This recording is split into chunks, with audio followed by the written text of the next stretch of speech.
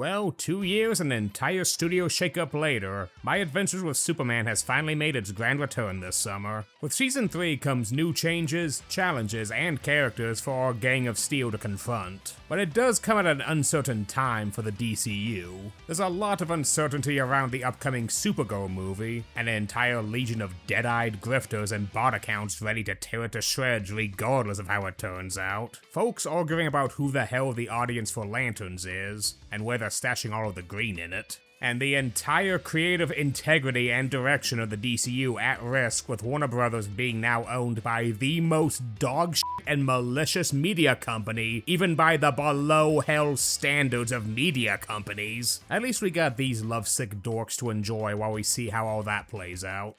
Jimmy Flamebird, the dog is a gourd!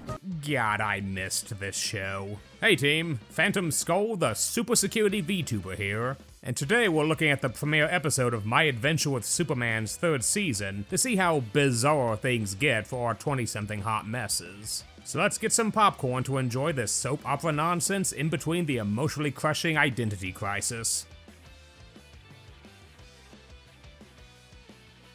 Yada yada, spoilers ahead, you've been warned. So I open with Kara and Clark at a now fully renovated Fortress of Solitude, and rocking some new threads, seemingly saying goodbye to Brainiac's remains, while Clark contends with the Fortress of Solitude's new stewards, who immediately begin pestering Clark to take charge of the many Kryptonian tasks of the fortress. It's not exactly made clear if what Kara is talking to is a still functioning Brainiac and his remains are being locked up in the fortress, or if she's having a psychological guilt-based hallucination chat with her abusive robo-dad, but I guess we'll see how that goes later this season. Regardless, Brainiac mocks Kara's attempts to start a fresh life as a hero on Earth, reminding her that she spent most of her life as his, admittedly brainwashed, enforcer on his galaxy-wide conquest tour, and wonders what Clark will think of her when he figures out what she did under him. Kara rebukes this, claiming she's nothing like him, for Brainiac to ominously ask who she is now that she's free of him, which leaves her lost and setting up her arc for this season, finding out who she is in this new life, and if she can even move past what she was before.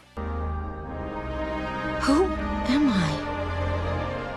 I will say I'm very glad they didn't skip over Kara's trauma of growing up under Magabot 9000 here, instilling the worst of Krypton's warmongering and colonial culture into her. While I do question if they'll specifically bring up the fact she decimated and glassed 3 to 5 planets worth of people under his influence and the fallout of that guilt, the show is very much following up on Kara needing to unpack her awful childhood with Jimmy and friends. Hopefully she'll find a better outlet instead of a six-pack like her DCU counterpart. Meanwhile, they leave some implications of the Superman robots continuing the show's trend of the left-behind automatons being stand-ins for the problems of past Krypton, with the head steward dropping this ominous line. He does not honor our ways.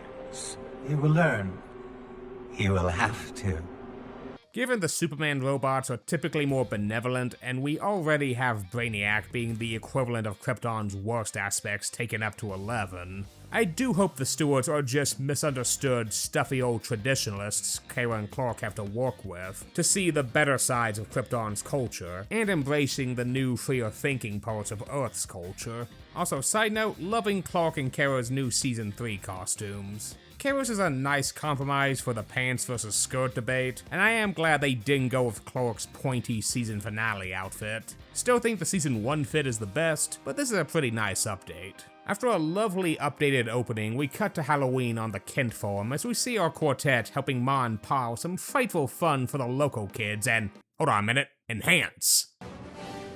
Oh, you absolute teasers. We see the quartet rocking some very cute Halloween couples costumes, with Jimmy and Kara cutely emulating the protagonists from an X-Files-like show they've been binging called Challengers of the Unknown.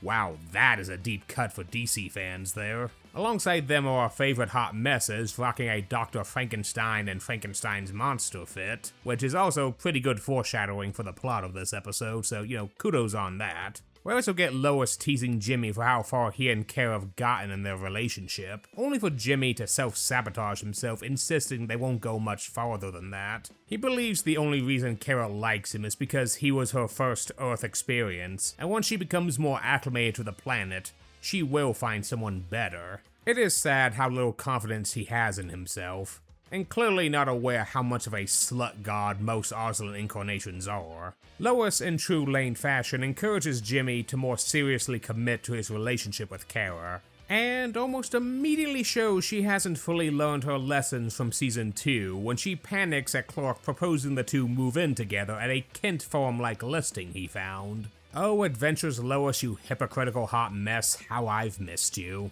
Now, to be fair, Clark isn't innocent in this, as this is a lot to drop on a gal, particularly with such a career-focused partner like Lois. Thankfully, Lois gets the father of all caps to put in that conversation when her father shows up to move the episode plot along. Now retired, in this case working for the Pentagon according to him, General Lane gives his kid a tip-off about stolen files concerning a Kryptonian-focused bioengineering project. One ominously called Project Caliban, hoping Superman will look into it. While not wanting to miss Halloween, the quartet goes to explore the remains of the defunded biolab, finding a whole host of forgotten bioweapons straight out of a Resident Evil game, all apparently made using Kryptonian DNA collected from Zero Day. This lab seemingly has also been recreating Kryptonian flora and fauna as they find a biome full of plants Kara recognizes, and avoid an angry ice-spewing space critter. But it's when finding a room full of trees and the remains of the lead researcher do we meet a familiar but not so familiar face for Superman fans. Yep, despite not being directly named, this episode introduces the Adventures version of Bizarro.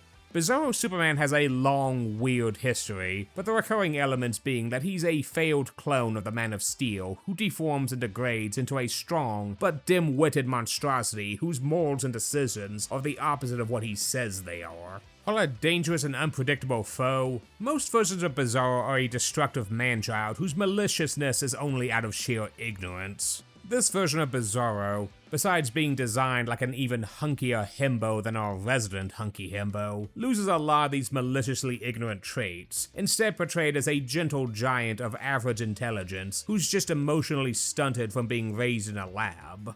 Though thankfully unlike another lab-raised super being we'll talk about in the future, raised with love and empathy. This one is also mentioned to not directly be a clone of Clark, despite looking almost exactly like him, but I digress. And despite the ominous nature of Project Caliban, we soon find out that his late creator, George Otto Bender, raised Bizarro to love and cherish all living things. Supergirl is moved by the leftover recordings of Bender, who implore his genetically modified son to care for others, and clearly raised him to not be the weapon the government wanted him to be. While the others suspect he's just another Cadmus-like bioweapon, Kara sees the confused and scared Lunk for what he is, clearly seeing a man who was raised by love, very much unlike her, who was raised to be a weapon. Fun bit of trivia, the scientist's name is a shout out to Bizarro's creators, writer Otto Bender and artist George Papp. God, I love how many deep-cut references are in this show. Meanwhile, Clark contends with a mysterious drone that's implied to have been the true culprit in the deaths of Bender and his staff, that is also obsessed with capturing Bizarro. After fighting off the murderous machine and saving Bizarro, which ends with it detonating in Clark's face and triggering the lab's self-destruct feature, because of course it has one of those, the Man of Steel is saved by Bizarro, who flees the lab with his alien dog companion, considering Clark a friend before escaping into wider Metropolis. After returning home to continue their Halloween fun, and doing perhaps the cutest reference ever. So what have we got here? A bird? Oh, a plane? And... oh, hi there. Ah, I missed this show! The gang enjoys what little respite they can get while Bizarro wanders the streets, receiving kindness from a passing child, and seeing a picture of Superman which fills him with determination. This sickeningly sweet moment is ruined as we find out the killer drone belongs to our resident tech bro jackass Lex Luthor, who was hoping to get Kryptonian DNA for nefarious purposes. Sorry Lex, no animated Ultraman for you. He writes off the loss to focus on the thought-to-be-dead Hank Henshaw, currently on life support, and gruesomely showing how the creators are clearly taking advantage of their liberties of being on Adult Swim now. Because yeesh. Lex sends out the episode saying he'll be perfect for an unknown sinister project. That is very much Cyborg Superman since the trailers already showed that, but shh. All in all, My Adventure with Superman still has that same charm that made me fall in love with it 2 years ago. While the wait was long, it was very much worth it. While this opening episode was a bit of a slow burn, it sets up a lot of the core themes and problems of this season. This is clearly a season about self-discovery, with Kara finding her own identity now out from Brainiac's control, and feeling if she deserves it after what she did under him. Bizarro wandering the streets trying to discover his own identity beyond the weapon the government wanted him to be, much like how his father wanted him to. Jimmy trying to overcome his self-doubt about being Kara's boyfriend. And Clark and Lois trying to discover what they might be together in the future, and if they're ready for such a commitment. Alongside that, clearly battling dogmatic traditions, while still honoring your heritage, will be a recurring theme if what I'm guessing is true about the Fortress of Solitude stewards. Bizarro is definitely the big point of discussion here. Besides getting the mother of all glow-ups, this much gentler giant version of Supes' on-again, off-again frenemy is sure to divide fans. But all in all, I dig him. I love Adventure's continued commitment to a similar hopeful and loving tone as DCU Superman. As with the absolute state of things, I'm so glad we have a lovingly progressive voice with a positive message to share with others. The show makes me feel warm inside while still enjoying the action and superhero shenanigans. And I'm excited we got more of it coming this summer and a spin-off with everyone's other favorite Green Lantern, Jessica Cruz, in the works. But with new foes, relationship problems, and a gamut of other messy personal dramas, our quartet has a lot on their plate. But we all know these dorks of steel can handle it. This episode got me hyped for the rest of this season, and I can't wait for more. Also, start the countdown for Bald Lex, ladies and gentlemen. It's only a matter of time. Thanks for watching. Hey team, thanks for checking out my video. I know I took a bit of a break from YouTube, but it's good to be back. Burnout hit me hard last month, but I'm shaking it off to get back into the game. I've got a lot of video essays in the works, but as I'm getting back into my video production groove, we'll be doing these shorter My Adventure with Superman reviews of Season 3 while I get those sorted. Plus, I've been wanting more opportunities to gush about this series, so I hope you're excited for more. Also, you may have noticed I'm a little more animated than before. If you've missed my live streams, then I'm happy to announce my VTuber model has been fully rigged, thanks to the same artist that made my model, the lovely Ruby Cafe. They are such a wonderful friend, and I'm very happy to call them my model mom and dad.